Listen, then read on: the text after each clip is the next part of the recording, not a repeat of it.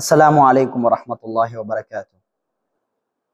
சுஹைப் ரூமி ரலியல்லாஹு அன்ஹு மிகப்பெரிய ஒரு செல்வந்தரான சஹாபி, நமக்கெல்லாம் தெரியும்.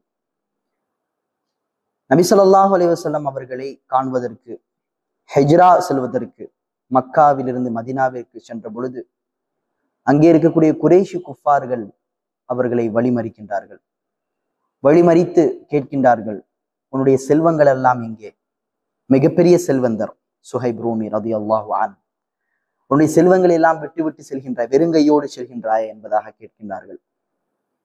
அப்பொழுது உன்னுடைய செல்வங்களை எல்லாம் நீ எங்கே வைத்திருக்கின்றீர் என்பதாக குறைஷி குஃபார்கள் கேட்கின்றார்கள்.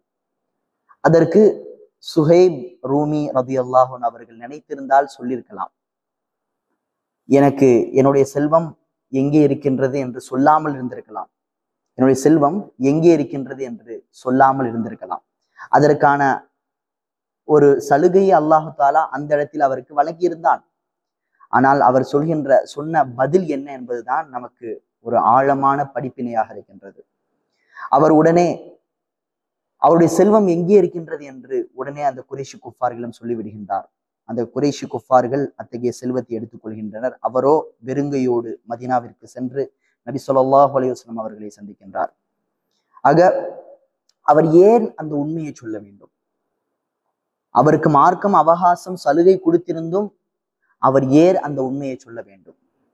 தன்னுடைய செல்வங்கள் அனைத்தையும் குறைஷி குஃபார்களிடம் விட்டு விட்டு செல்வதற்கு ஏன் அவர் முன்வர வேண்டும் என்பதை நாம் ஆழமாக சிந்திக்க வேண்டும்.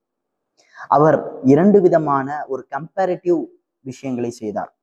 ஒன்று, அவருடைய நலம் முக்கியமா அல்லது இஸ்லாத்தினுடைய நலம் முக்கியமா, அல்லது முஸ்லீமுடைய நலம் முக்கியமா?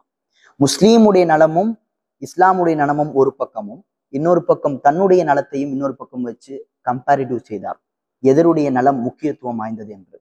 அவர் இஸ்லாமுடைய நலத்தை தான் அவர் ப்ரிஃபர் செய்ய முதன்மைப்படுத்தினார். ஏனென்றால் இஸ்லாம் உண்மையானது, இஸ்லாம் உண்மைத்துவத்தை வலியுறுத்தக்கூடியது. ஒரு முஸ்லீம் எந்த நேரமும் உண்மையைத்தான் பேச வேண்டும்.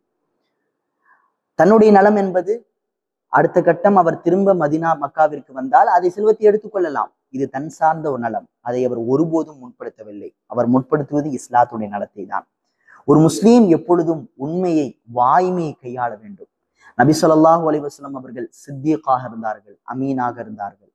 நபி அவர்களுக்கு முஸ்லீம்களோ அல்லாஹ் வைத்த பெயர் அல்ல சித்திக் என்று. அதற்கு அடிப்பட்டம் கிடைப்பதற்கு முன்னாலேயே குறைஷி குஃபார்களே நபி அவர்களை சித்திக் என்று கூறினார்கள். நபி அவர்கள் நபிப்பட்டம் கிடைத்ததற்கு பின்னால் அகுந்து முசத்திகையா, என்னை நீங்கள் உண்மைப்படுத்துவீர்களா என்று கேட்டபோது அவர்கள் சொன்னார்கள், குறைஷி குஃபார்கள் சொன்னார்கள், நாம், ஆம், உண்மை நாங்கள் உண்மைப்படுத்துவோம். உன்னிலிருந்து பொய்யை நாங்கள் ஒருபோதும் அனுபவித்தது இல்லை, எப்பொழுதும் நீ உண்மையைதான் கூறுவீர், நீ உண்மையாளர் தான் என்பதாக குறைஷி குஃபார்கள் கூறினார்கள். ஆக ஒரு முஸ்லீமுடைய நிலைமை, ஒரு முஸ்லீமுடைய சொல், செயல் அனைத்தும் உண்மையானதாகவும் வாய்மை நிறைந்ததாகவும் இருக்க வேண்டும். அதற்கான ஒரு பலமான பயிற்சியை தான் இந்த ரமதான் மாதம் நமக்கு கற்றுக் கொடுக்கின்றது. இந்த ரமதான் மாதம் அல்லாஹ்விற்கு உண்மையாக இருப்பதற்கு நோன்பு வைக்க கற்றுக்கிறது. யாருக்குமே தெரியாமல், எந்த மனிதருக்கும் தெரியாமல், தனியாக இருக்கும் பொழுதும் சரி, கூட்டமாக இருக்கின்ற பொழுதும் சரி, அல்லாஹ்விற்கு உண்மையாக நாம் நோன்பு நோக்கின்றோம். இத்தகைய உண்மைத்தன்மை நம்முடைய வாழ்க்கை முழுவதும் ஏற்பட வேண்டும். அதற்கு அல்லாஹு தஆலா நம் அனைவர்களுக்கும் வாய்ப்பை தந்தருள் புரிவானாக. அஸ்ஸலாமு அலைக்கும்.